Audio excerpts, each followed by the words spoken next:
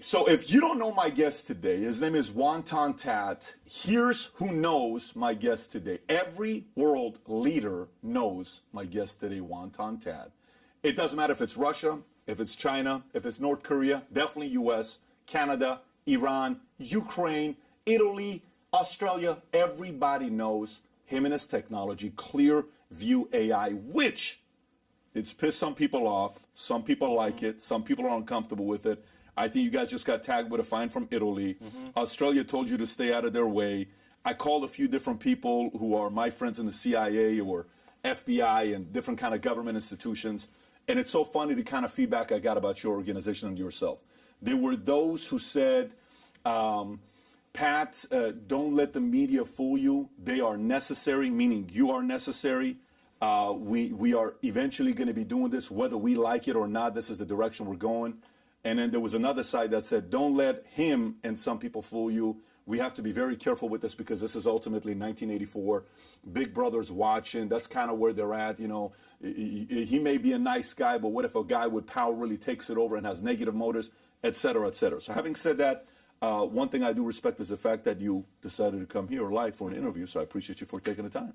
And thanks, Pat, for having me on. What an introduction. Well, I've been following you for a while. I've been following your story and what you've done for a while. So for the audience who doesn't know who you are and what you do and what Clearview AI is, why don't you take a minute and give them a background on Clearview AI? Sure.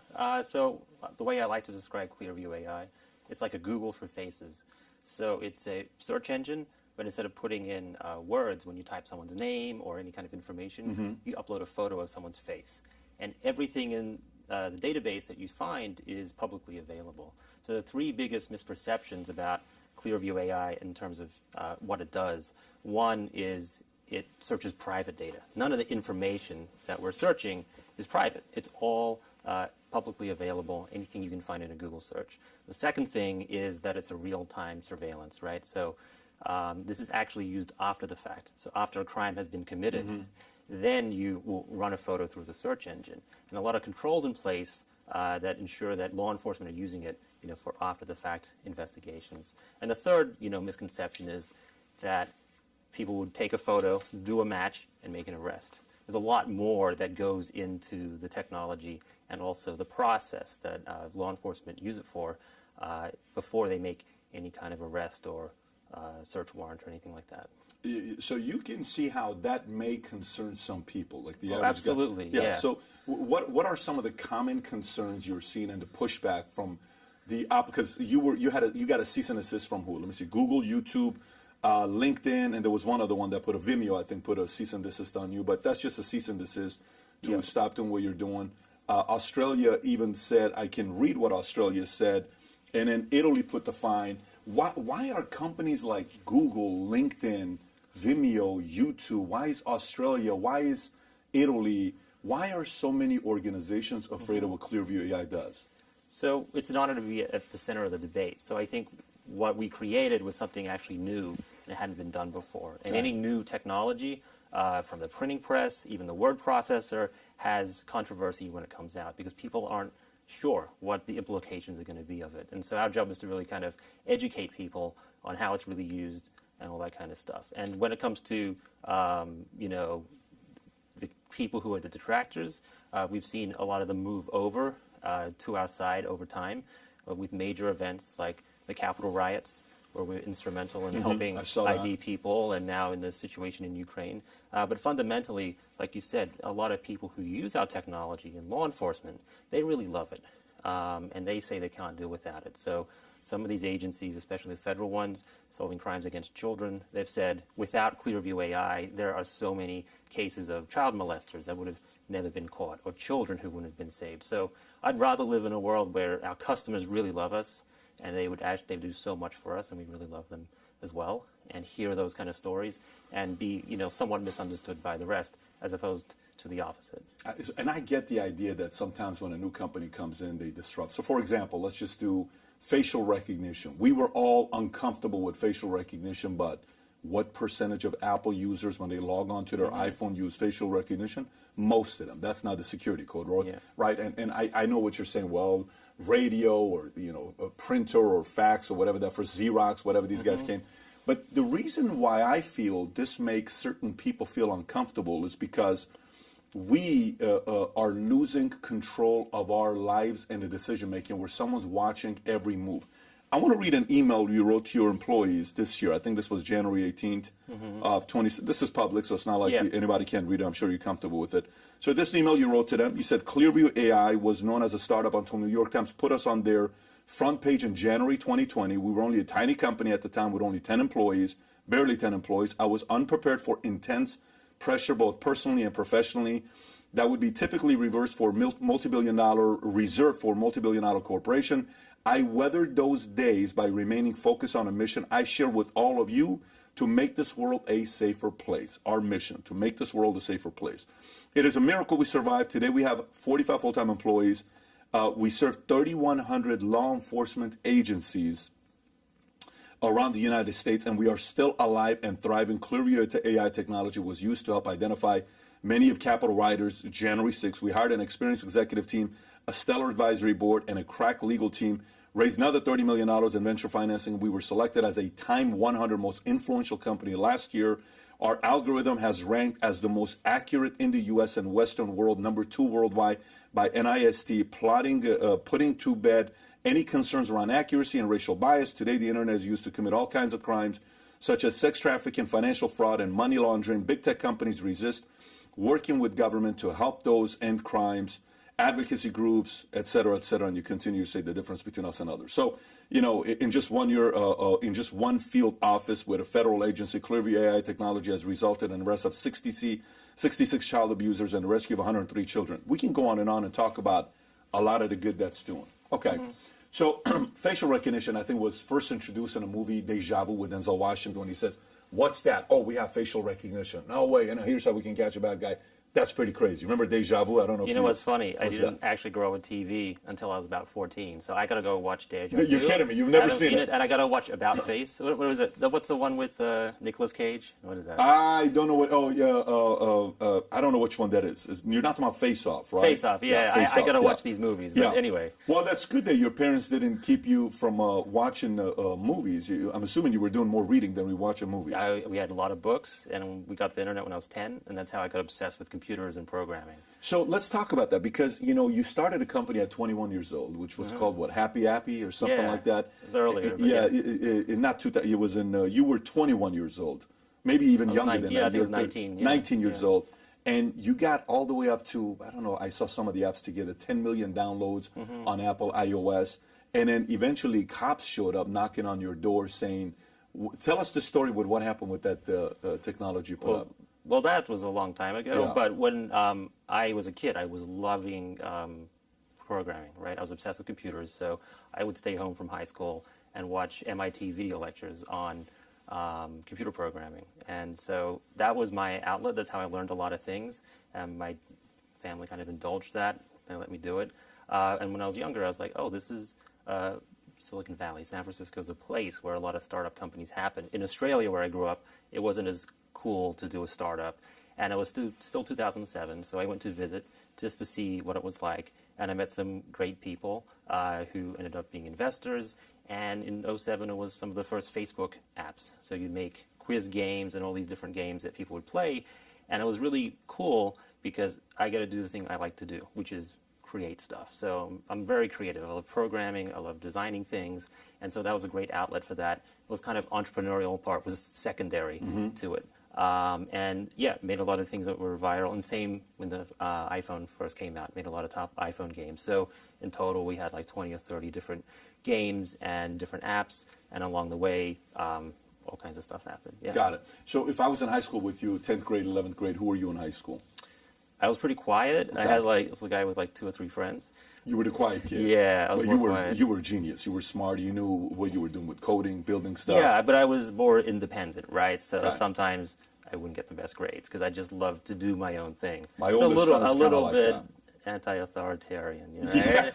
Like to get me to do something, you tell me not to do it. Like half the time, then I would be interested in it. But if there was too much pressure, I'd say, you know what? What's the point? You know. So then, you know what that makes me think about? It makes me think about, for me. So I'm big on capitalism, right? I'm big on free enterprise, free market. So then you go deeper and you say, why? Well, I was raised in Iran. So who cares? What does that have to do with capitalism? Raised in Iran, I won free speech. Every time I said something, I got in trouble.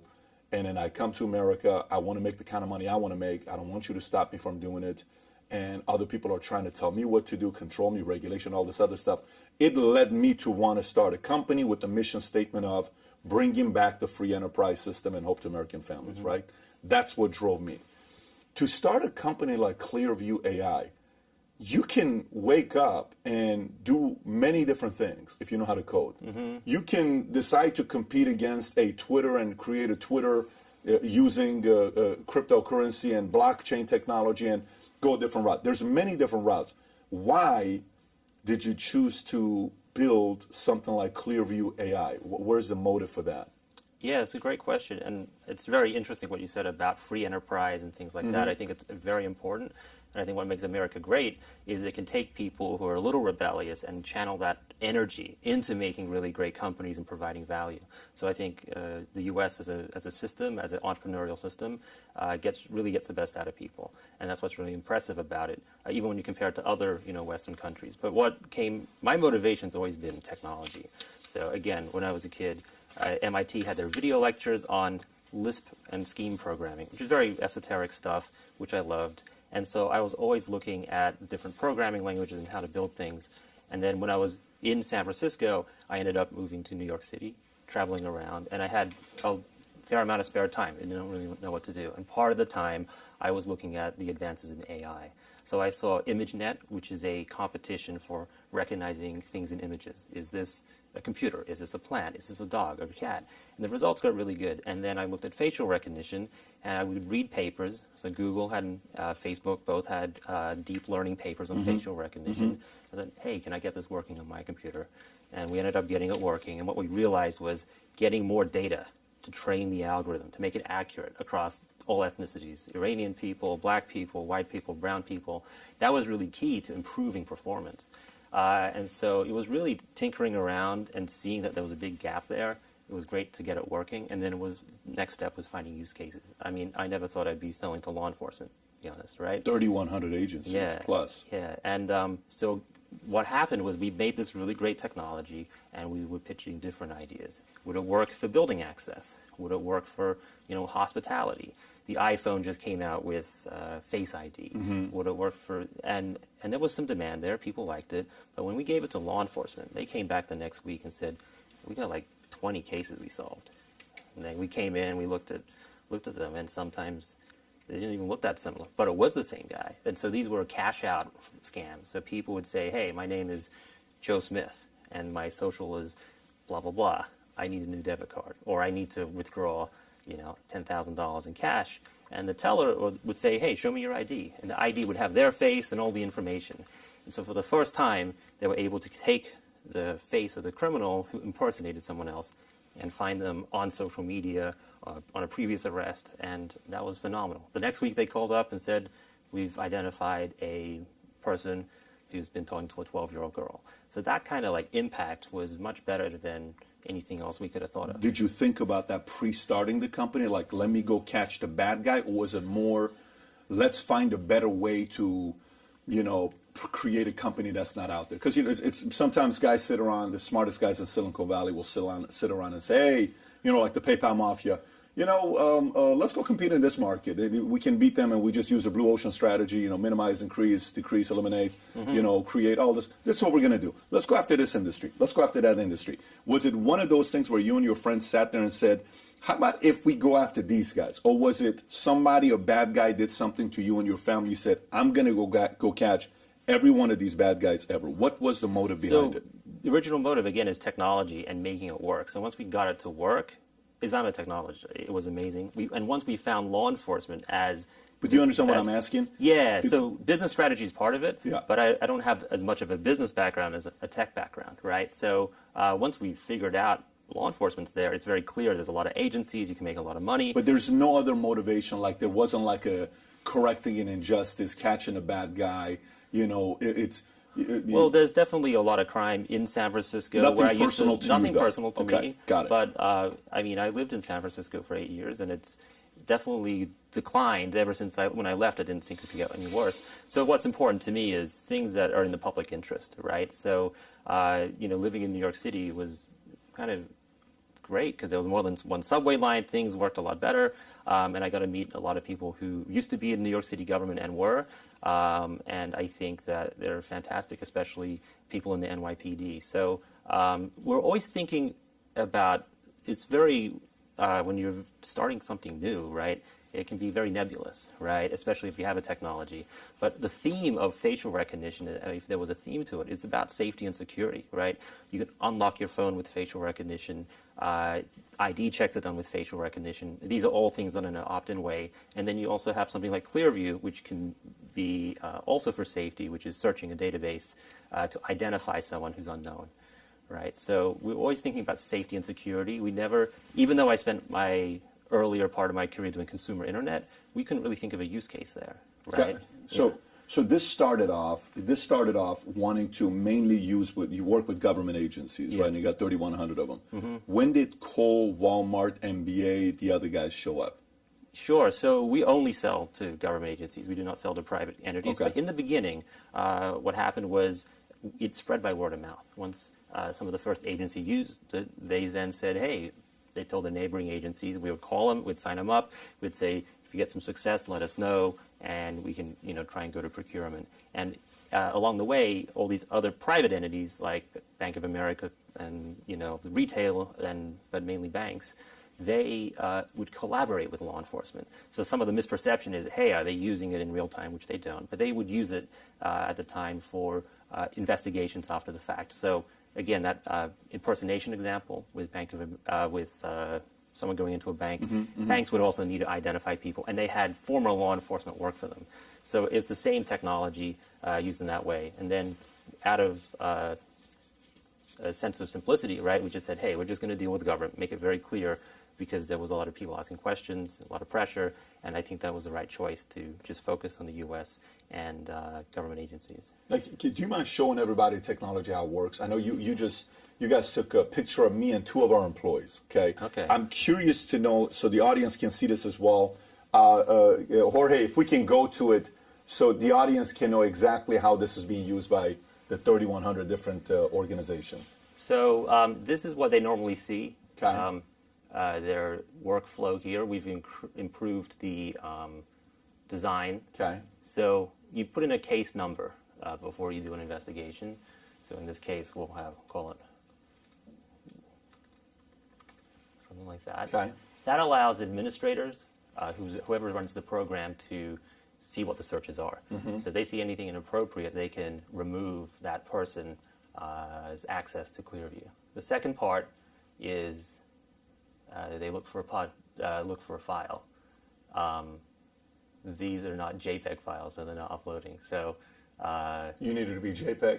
Yeah. Okay. I can resume later once we get it. You want me to get the guys to get a JPEG file? Yeah, okay, sure. Why don't we do that? So if you guys can they take those pictures and convert it to JPEG? Yeah, if they can do it real quick. And then what would you like them to do? Just bring it and airdrop it to you? Yep. Okay. That'd be fine. So why don't you convert it to JPEG? Bring it here. I'm actually really curious to know what pictures comes up and what you pull up. We're going to do mine, by the way, just to see what happens when we test mine. I mean, now I'm in your system once we do this. Then we got a couple other guys, just to be curious when this is taking place. You ever seen the movie Minority Report? I know you're not a movie guy. I actually watched it. Oh, really? Yeah, you watched Minority Report? Maybe 4 or 5 years ago, Okay. yeah. So in Minority Report, do we have the scene from Minority Report? Do we by any chance have the scene from Minority Report?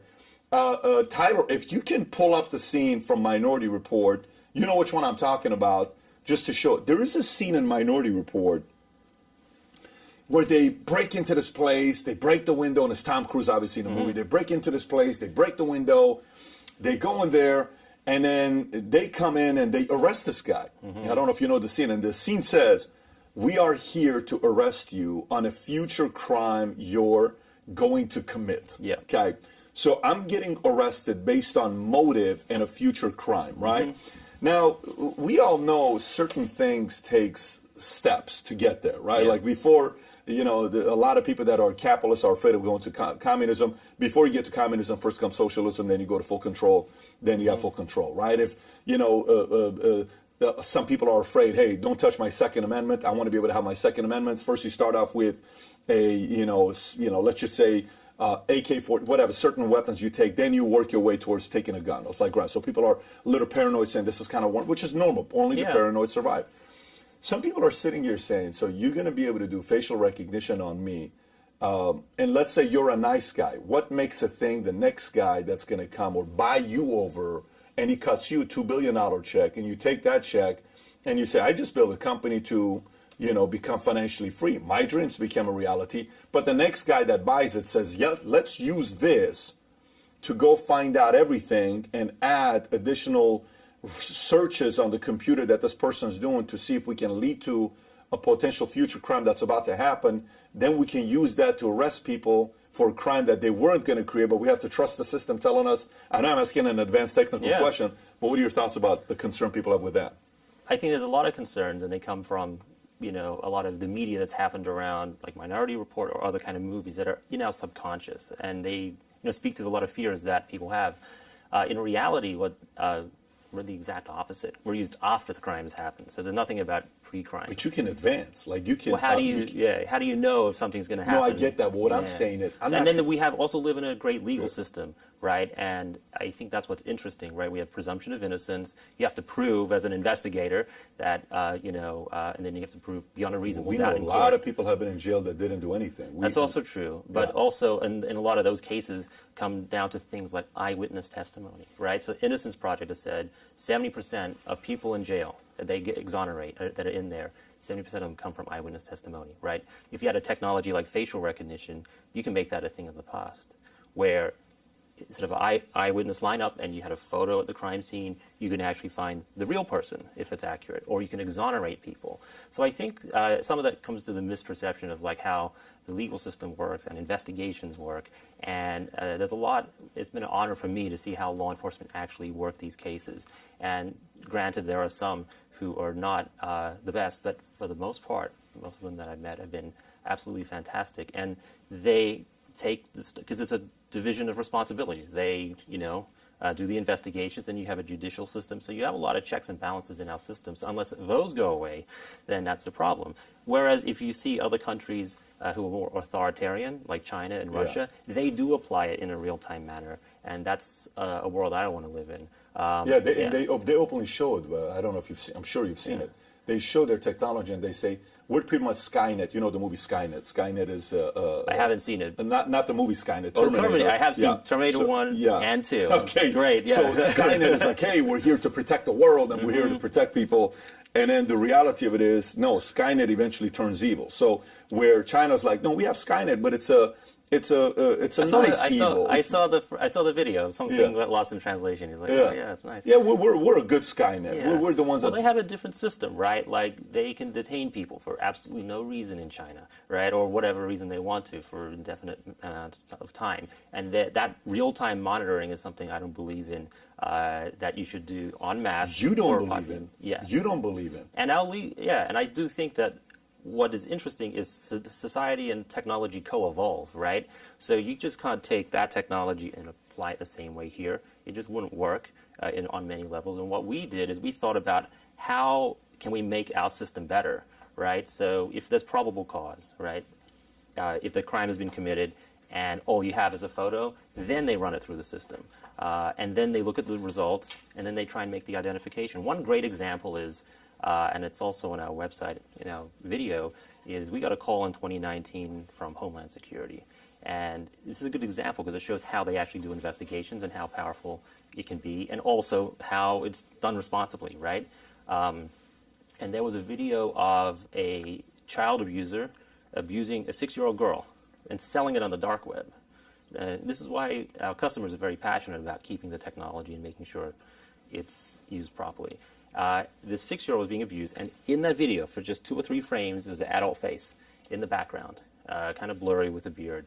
They put him through the system. At the time, with 3 billion images, there was only one result. He was in the background of someone else's Instagram photo, just working this trade show for supplements. So there's no name attached to him. They could click the link, and they had a location in Vegas. And so they could find from the photo that he worked at a certain place, and they could call the employer, find more information from the employer, and then question him and corroborate the child pornography he was selling and his house, and photos on Facebook that he had of his house in the background, and he's doing 35 years in jail. So that shows that when a search result comes up, it's just a clue, it's just a lead, and every photo in the database is a clue. So it's how you use it, and I don't think that things like pre-crime that are suggested in Minority Report would even be legal in this kind of system that we have today. You don't think it'll be legal in this kind Well, of you'd system? have to, you have to prove that they violated some kind I of totally get crime. it, but to trust that the government will not manipulate to get rid of somebody.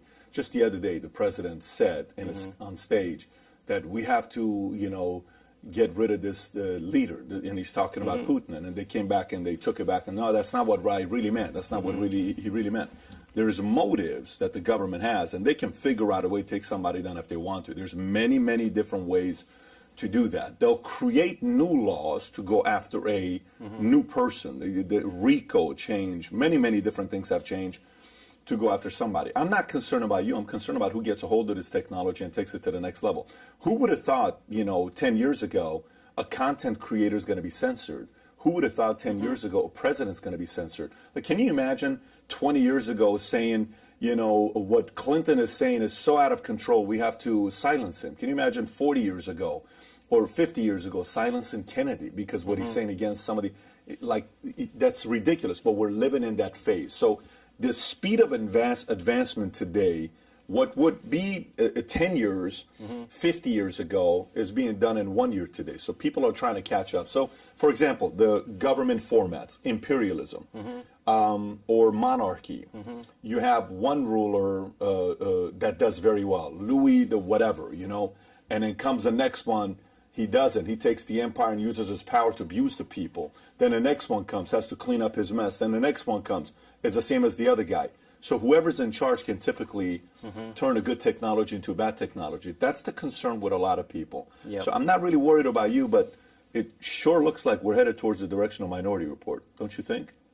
I really don't think so. I think this future is for us to make, right? And we're the only company that has this large database. We decided to only serve law enforcement with it for the reason is that there's controls on what they do and what they use it for, right? And they're playing a certain role to investigate crimes and help solve them.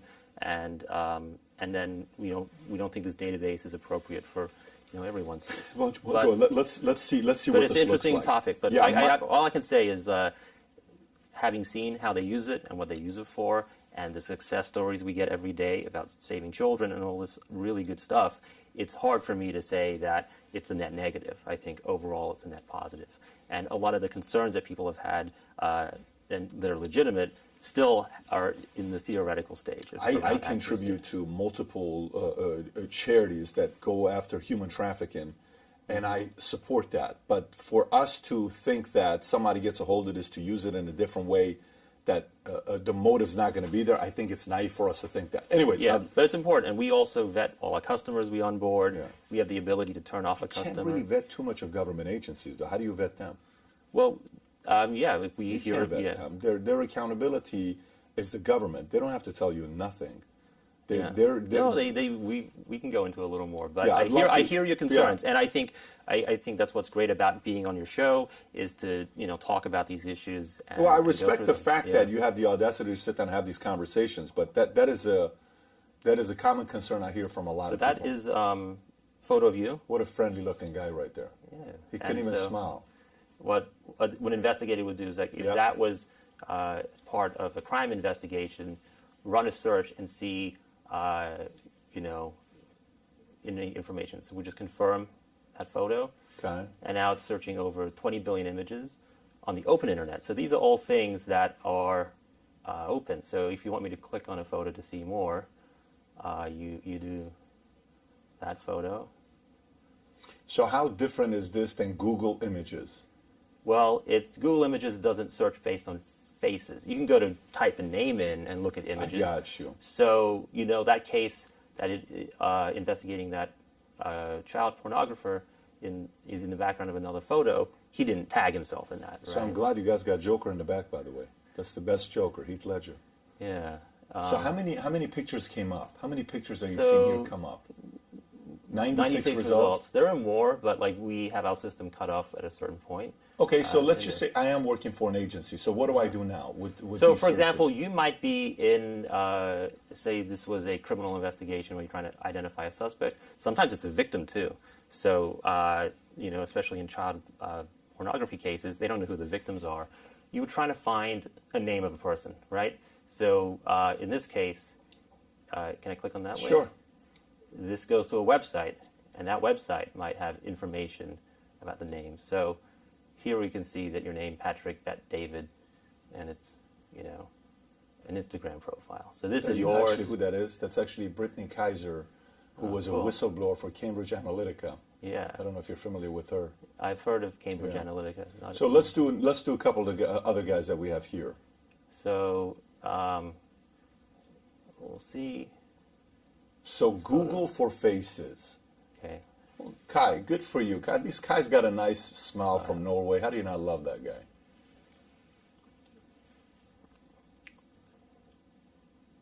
And thanks to Kai for volunteering. Yeah, thank you, Kai. Tyler. But again, it's only anything that's out there that's public. Kai, you're officially in the system, just so you know. Well, all the photos that are uploaded don't get added. It's only searching the other systems. Let's see what comes. Oh, you got a picture right there when he was younger. Top right. So we can. Okay, this is us. But if you go to, all right, keep going. Still have a great Who is smile. this? Kai, what are you doing? Is that a beer? Okay, oh my gosh, Kai. All right, so let's, yeah, that's starting to really concern me, that picture right there. We got to have a conversation with Kai. Yeah. Well, Yeah. in the context of investigation for law enforcement, you're just trying to ID someone, right? Yeah. Or also verify who it is. Say you have an eyewitness lineup, right? Things like that. This can be a way more accurate way to ID people, and so that's how the system works in a nutshell. So, if you take this context of, someone robbed a bank, right? Someone shot somebody, and all there is video footage, and you don't have a name. Yeah. Why wouldn't you use this tool and this data set? So I think that's the part that people miss a little bit, because you have to dig into the context around it. And we think there's a lot of great applications of the facial recognition that are protective of consumers, that are opt-in, right? What if when you signed up for your bank account, you opted in to have your photo, so whenever there's a large transaction of $10,000 or more, that it does a facial recognition check. So I think there's two sides to the technology, and that side's the less controversial one, and it's a great way to prevent crime and fraud. Why is the majority of the world okay with all the other stuff, but not with what you're doing? I think, Why are people okay with going to the bank, take a picture, hey, can we do this? Sure. Hey, I'm going to go get my ID, DMV takes a picture or whatever. I go to this place, that's fine. Why are people comfortable with that, but so many are not comfortable with you? Well, I think there's two parts of the innovation. Yeah. One is the size of the data set, right? Now it's 20 billion images. And 20 billion. You were just at 3 billion. You guys are at 20 billion now. 3, then we're 10, now we're 20. Yeah. Holy moly. From the open internet. And so in this context, every photo is a potential clue to, exonerate someone, help solve a crime. And so I think that's part of it, and it's really accurate now. If you look at the history of facial recognition, in 2011, 2012, Facebook had tag your friends, but they only had to be accurate, 1 out of 1,000. You might have 1,000 friends on Facebook. Then Apple did unlocking your phone, but that's only matching the same photo. And what we were able to do is search millions or billions of photos accurately. These are more, that's a harder problem to do. So I think those are the two things that made people more concerned. And we're living in a time now where technology companies were very beloved in the 2010s, right? Google and Facebook, they couldn't do anything wrong. And I think rightly so that a lot of people now have a more critical eye towards technology, especially big tech, right? So let's look at some places where this would make all of us honest. You think both Democrats and Republicans and independents would love to have a technology where you get to vote with facial recognition? Well, if you wanted to add more controversy to something controversial, then yeah, I think that would make everybody honest. I think in theory, people all want to have free and fair elections, right? But that's something we're not going to do, if that makes any sense. So meaning you're not going to do. Yeah, our company's not focused on that, right? Got it. But it's election integrity, and that stuff is key for both Democrats and Republicans. And that would change the game if a lot of people would probably be good for that. Some may not be. Well, it depends on how you do it, right? Like, Yeah. where does the data go? What would you do? You could theoretically design a system where all it does is detect if a duplicate person voted and throw out the data, and it's not tied to your voting record and all that kind of stuff. So there are ways and discussions of people doing it on the blockchain, but the political process is slow and it's very state dependent and things like that. And I think there'd be some misinterpretation of intentions around it. But I do think that what's interesting when it comes to crime is there's a lot of different crimes where people impersonate others, or they make fake IDs, or synthetic fraud, right? Tons of that happening, and they're using different names, and they're using different emails and phone numbers, burner phones, to commit crime, mainly financial crimes.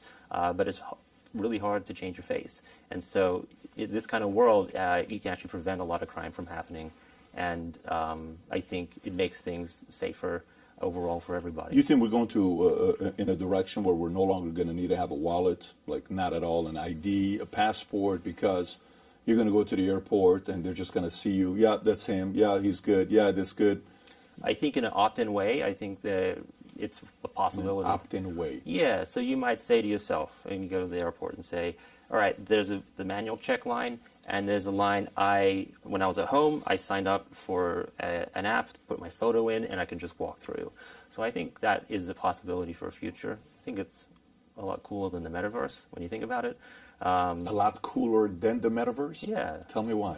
Well, the metaverse seems to me like everyone's living in VR Yeah. and, trying to avoid reality, if that makes any sense. So, with COVID and lockdowns, we're just, excited to get back to normal. It's great to be here in person, right?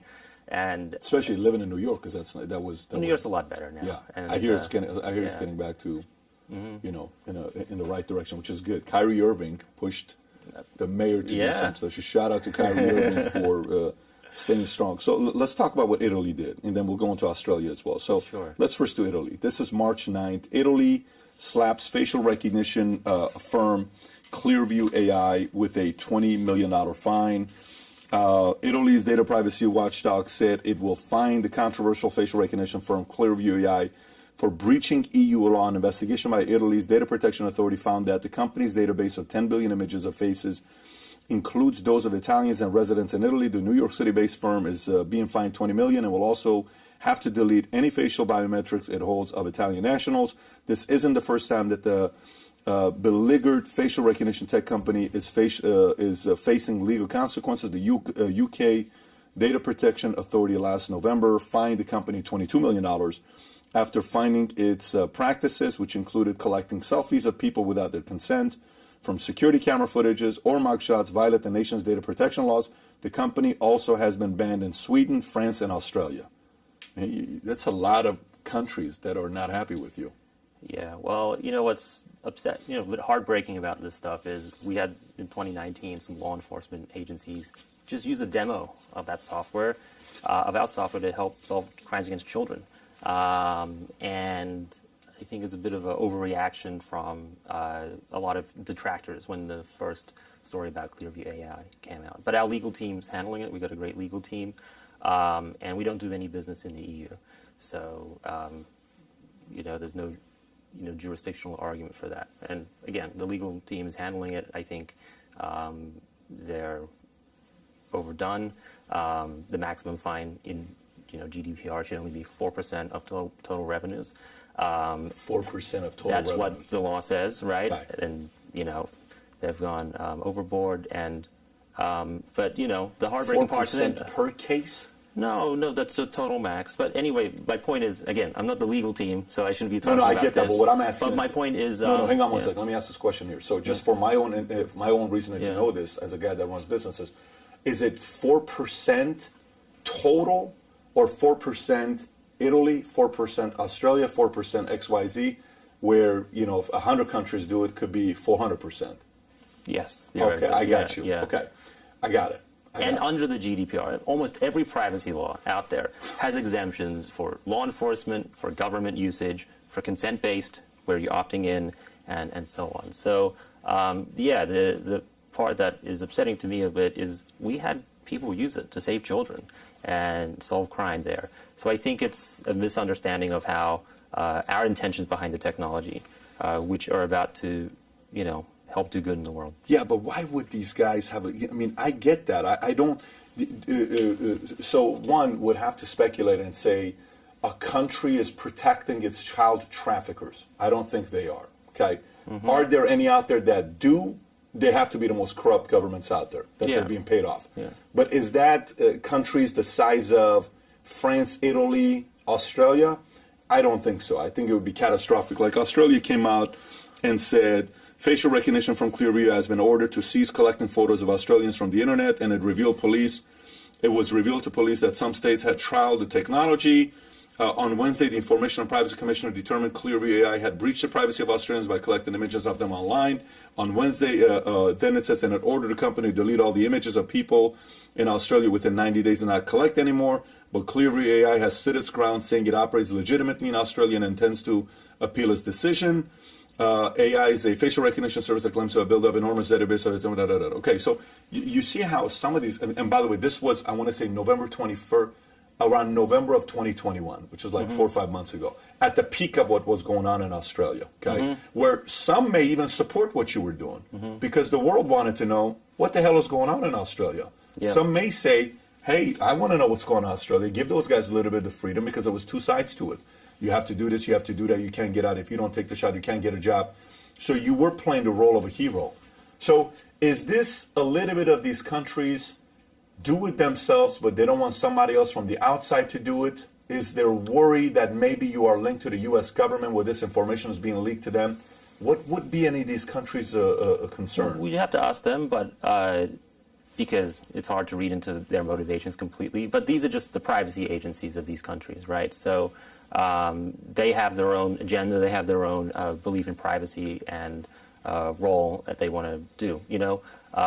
We hope that we can engage in a debate and just help educate because, again, a lot of these laws do have exemptions for governmental use. They have exemptions for national security, and that's our intention. And I don't think they want to be seen as people enabling child traffickers, these privacy commissioners in these countries. So our work has been focused on countries who do need us. In the U.S. there's a lot of need, and most recently in Ukraine, it's been used very successfully. You reached out to them. You said you will give it to you at free of charge to use it. Did they accept it? Did they? Yeah, so about, I think, maybe 2 or 3 weeks ago, as a company, we're seeing all the horrific stuff that came out of Ukraine, and noticed that we thought that certain situations where we could be helpful. One is helping identify dead Russian soldiers or Ukrainian soldiers, and so the technology can work on faces that are deceased.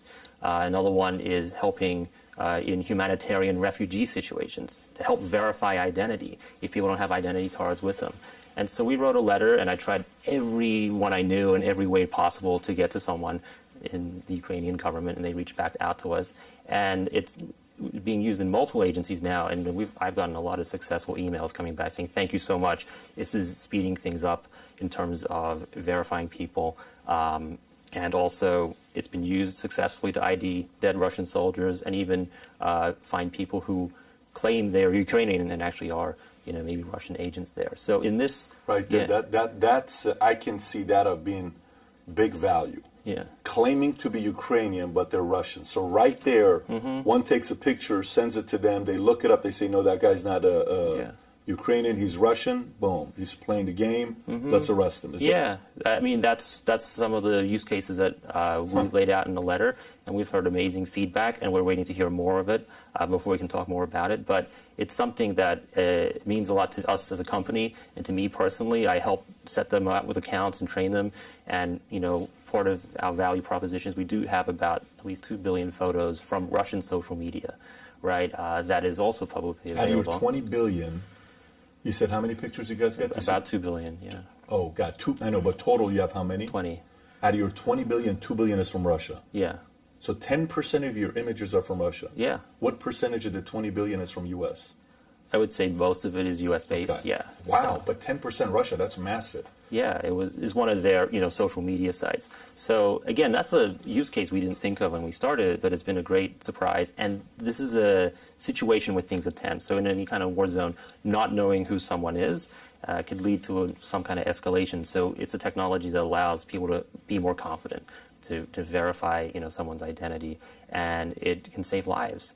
And so it's been a great honor there. So we go to places where there are real issues and able to help them, and we're very honored to do that. Is there anybody else in U.S. that does what you do in your method of doing it, like Clearview AI? No, so we're the only company I think in the world has combined facial recognition plus indexing the internet as a tool. So Only? Yeah, the other There was one that tried to do it before you, right? Banjo or something like that, a guy named Damien. I'm not sure. I don't think so. Maybe they had something else. There's a lot of different companies in this space, but when you dig into it, the combination of those two. And previous facial recognition providers, you would, if you were a law enforcement, you'd purchase it, and then you would load in your own mugshots. You'd load in your own data, and then you'd search against it. So what if a crime happened from someone out of state, right?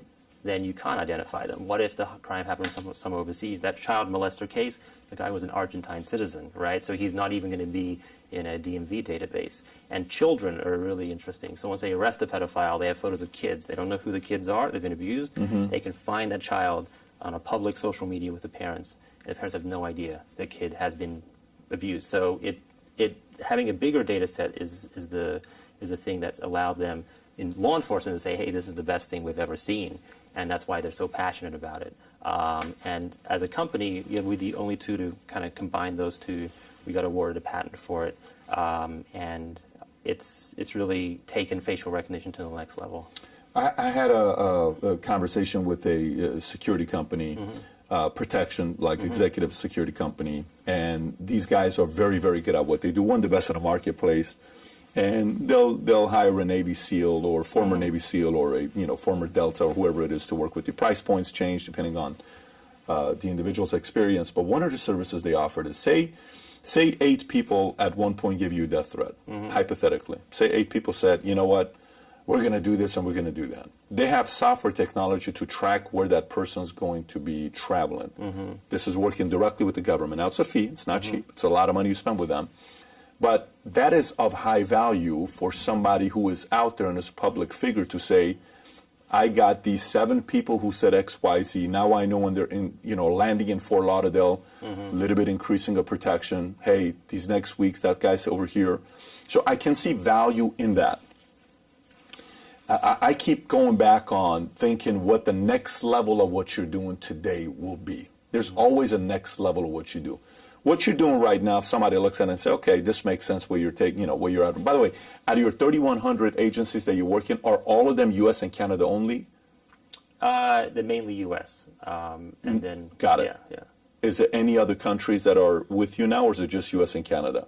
It's U.S., no Canada, Okay. Ukraine, and that's all we have to announce on Okay. other countries. Got it. So you can, do you have a bylaw or a like a commitment to the audience that these are multiple countries that we will not do business with? Are there any countries that you wouldn't take any check from them to do business with Yeah, them? absolutely. And I've said this before publicly, Yeah. China, Russia, any countries that are adverse to the United States, we're open to selling it to any kind of democratically run country because our software is built with that in mind, right?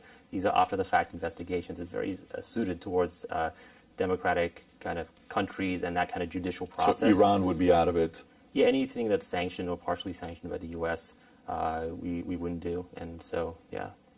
Got it. So you said Russia, China, Iran. You probably add North Korea to that list as well, and a few other countries that are out there. Those are all definite no's, right? So would the U.S. government have any problem with what you're doing? Would they at all say something like, you know what, Clearview AI, you're small when you had 10 employees, you had a technology we're doing, it's awesome, you guys had a billion images, 2 billion images, you had 20 billion images, you're now helping governments like Ukraine, you're now helping XYZ type of organizations, you're the only one in the world. It's not like there's 50 of you out there, you're the only one in the world that's doing what they're doing. Don't you think that whole only one in the world kind of scares the crap out of the government that has no control over some company that's the only one in the world, where Time Magazine calls it the top 100 influential companies out there? Yeah, well, they're a customer, right? So we always collaborate with them on At the state level, though, not at the federal level. At the federal level, too. At the federal level, too. Yeah, Okay. FBI, Homeland Security, et cetera. DEA is also with you guys, I think. Yeah, there's a lot of federal agencies who use it for crimes.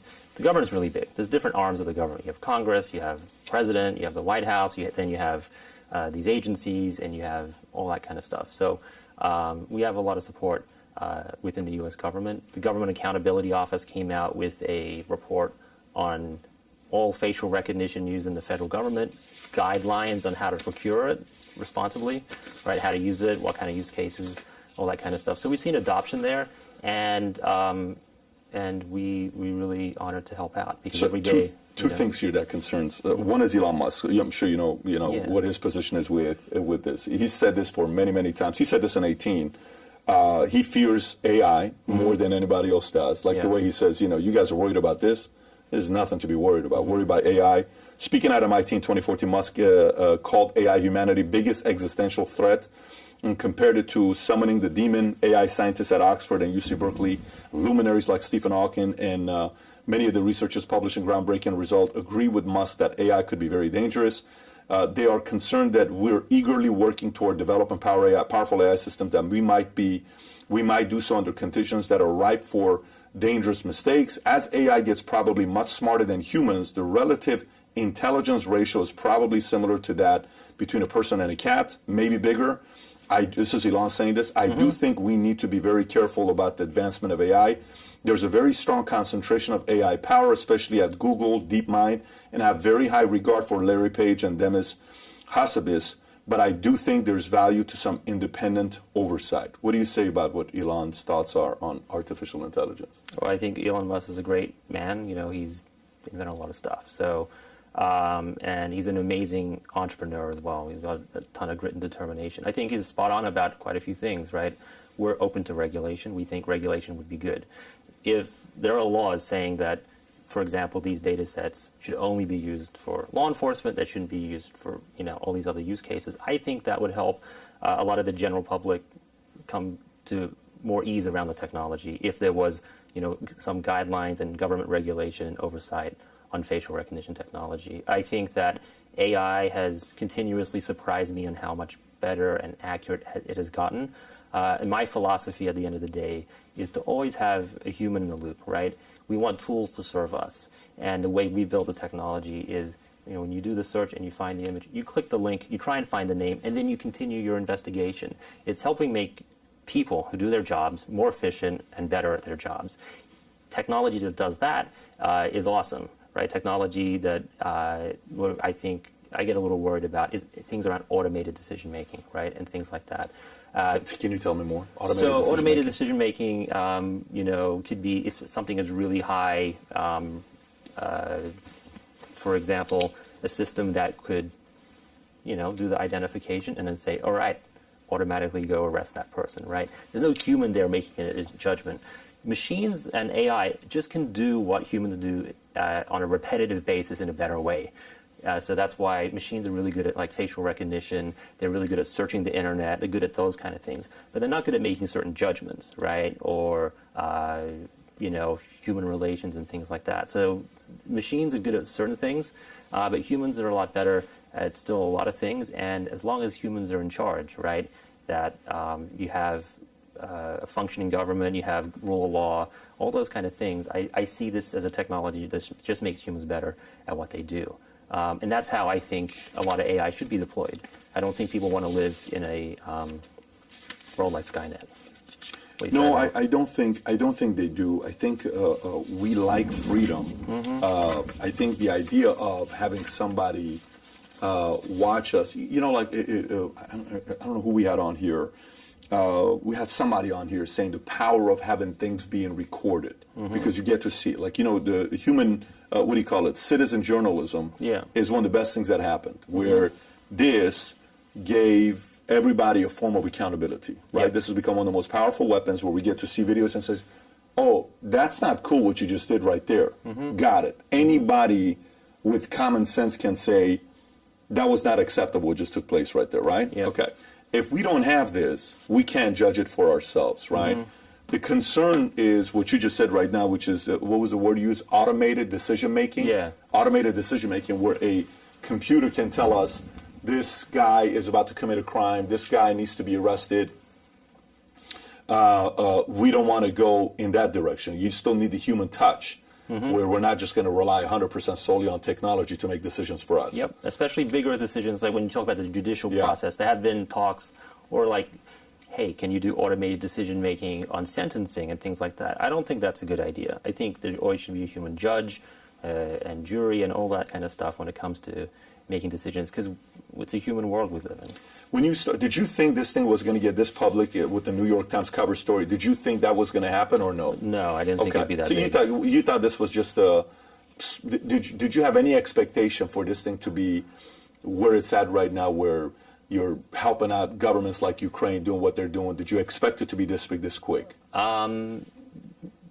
Depends on what year you ask. In 2019, when we gave it to law enforcement, we knew it was a really big deal because it was growing so quickly. We're growing at like 20, 30% month on month on new signups and revenue and all these things.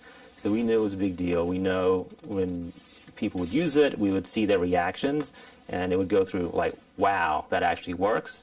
And then they would talk about concerns just like we would do. And then we'd show them, here are examples of cases that are solved. And I think once they saw that it was used for after-the-fact investigations and child crimes, people became a lot more comfortable. So I saw that on an individual basis before the first story came out. But when the first story came out, it was really intense. I mean, we only had 10 people. People think we're some massive mega corporation. And we were lucky to survive. And Is it public grateful. how much money you guys have raised? Because I know Peter Thiel's a part of it, Yeah, Thiel's so a part totally we've raised 38.5 publicly and $1 million. Yeah. And we have a whole wide range of investors that have backed us. So family offices, institutional investors, and some seed funds as well. So I mean, we're very grateful for all the support, and yeah, it's been a wild ride. Yeah, it's definitely,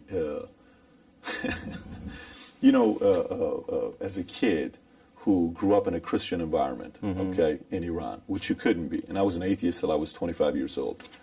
This whole concept about God's watching you, watching everything you do. You know how parents put that fear in them, and they would say the famous line, Mommy may not know what you did, but God does. Dad may not know what you're doing, but God's watching you, okay?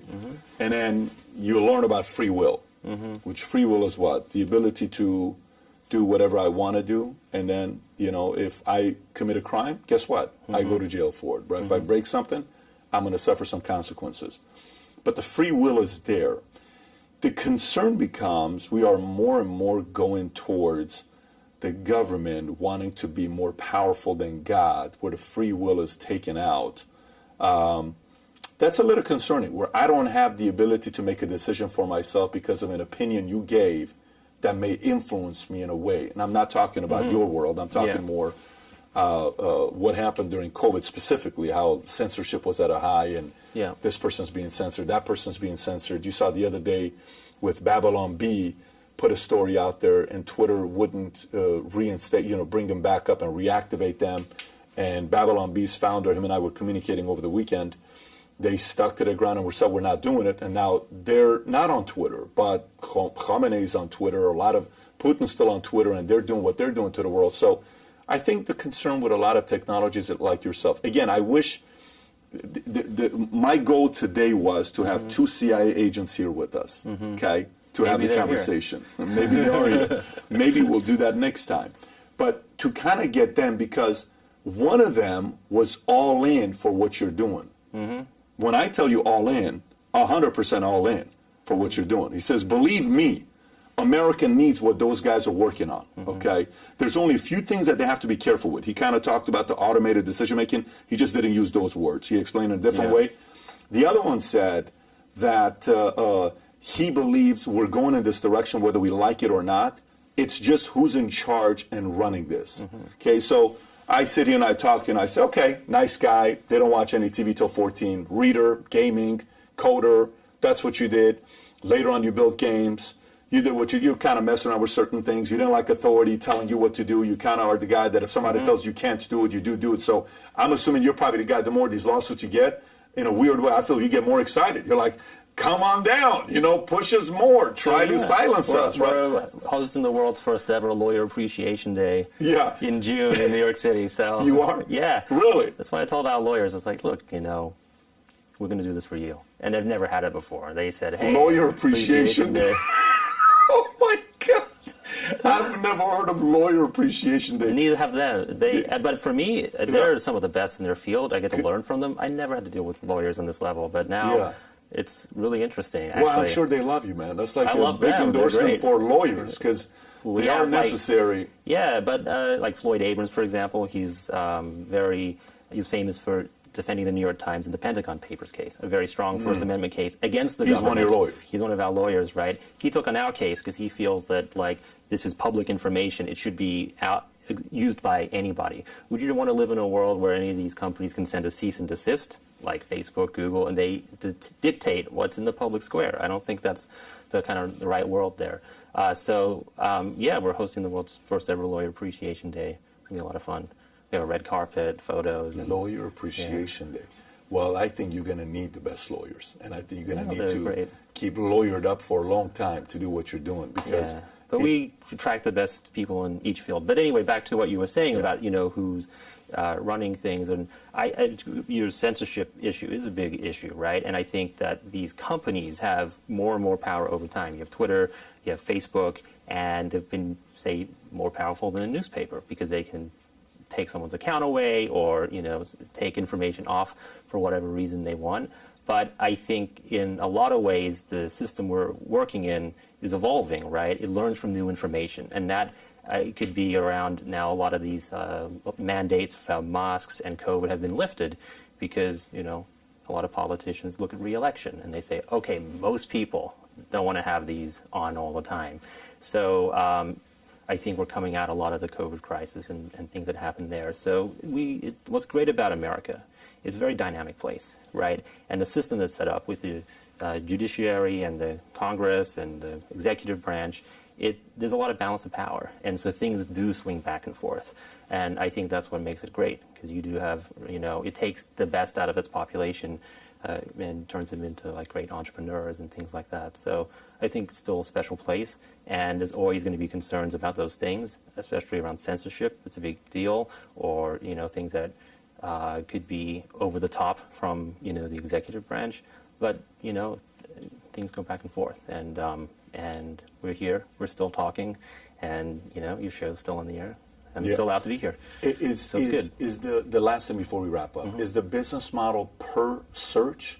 Is that the business model, or is it a monthly membership you give to the agency? It's like a yearly membership. So we charge on a yearly basis how many agents or investigators you want to have access to it.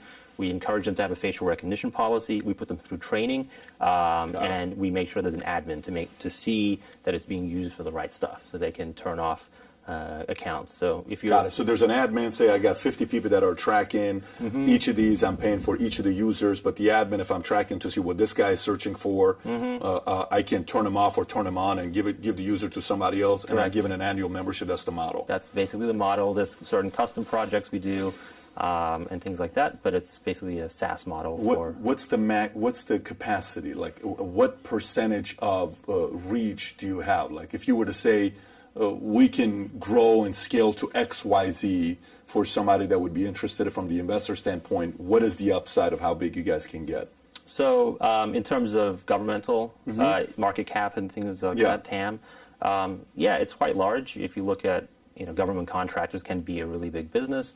Or you even look at LexisNexis, the Thomson Reuters Clear, their investigative tools. I think they do 400, 500 million a year. We use LexisNexis. So that's just kind of the baseline, but we think it could be a lot larger overall, not just with government, but there are things where there's opt-in cases for identity verification, or airport example you mentioned. So I think facial recognition is going to be transformative technology across a lot of other industries where it enhances safety and security. And that's what it really is. At the end of the day, if anyone, the takeaway from this is, it's a security technology, and it's been used effectively very effectively so far to solve crime. I'll give you the final thoughts to closing message here to the non-believer, to the critics out there who don't feel as optimistic about what you guys are doing as maybe these 3,100 agencies that are using. To the people out there that understand that this is a great tool to catch that individual, what he did with the 6-year-old, where somebody in the background, his face was there and they recognized and they went and caught him. He's doing 35 years in jail. That's great that that man was caught. We want every one of those people to be caught. But, you know, the concern of possibly someone who hasn't committed a crime being held accountable for something they didn't do, in an organization or an institution, you know, crossing the power line, you know, and power that they have to use this as a way of abusing people. Again, going back to the, you know, the big brother's wet dream, essentially, of having control over the people, 1984, right? What would you say to the people there that are not as optimistic about this? Final thoughts. Well, I'd say the first thing is, me personally, as long as I run this company, I only want it to be used for good things. I want to have it used to be solving crimes and not in any way that violates anyone's human rights or being misused. And that's really important to me. And it's just something that personally, you know, we have really good intentions and we want the highest and the best use of the technology.